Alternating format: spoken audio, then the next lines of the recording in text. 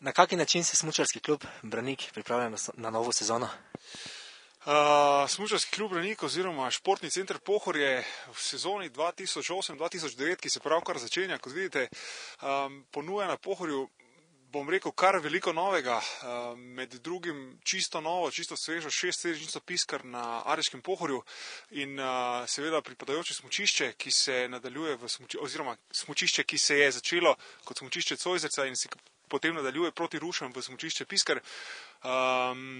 Načeloma se bo to smučišče že z nekaj let tudi razvilo do Ruš, ampak letos torej odpiramo z 6-sedežnico pridobitvijo, ki smo jo vsi zelo dolgo čakali na Pohorju.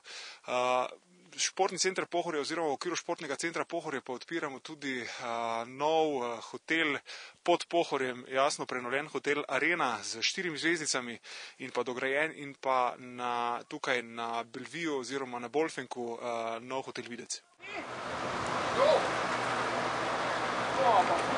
Stroji so vsi pripravljeni, eni so že na terenu na Areho, se že dela, to je vse. Čakamo na sneg, imamo tudi novi stroj, delamo tudi sneg, začel se na Areho, tu delamo sektor Belvi tudi. Glavni smo pripravljeni. Pri meni bo delalo 12 ljudi na tepalnih strojih.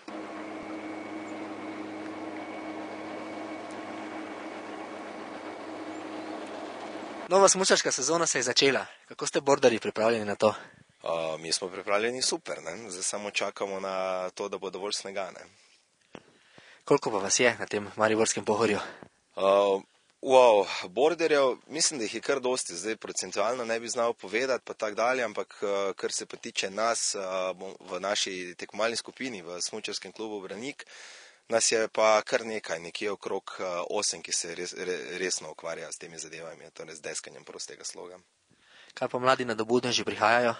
Prihajajo in sicer v okviru sveže šole, ne, kar pomeni, da je to celoletna šola deskanja na snegu in moram povedati, da se je kar upisalo nekaj novih otrok nekje med 5 in 9 let starosti in so popolni začetniki, tako da jaz mislim, da bo za njih kar v redu poskrbljeno. No.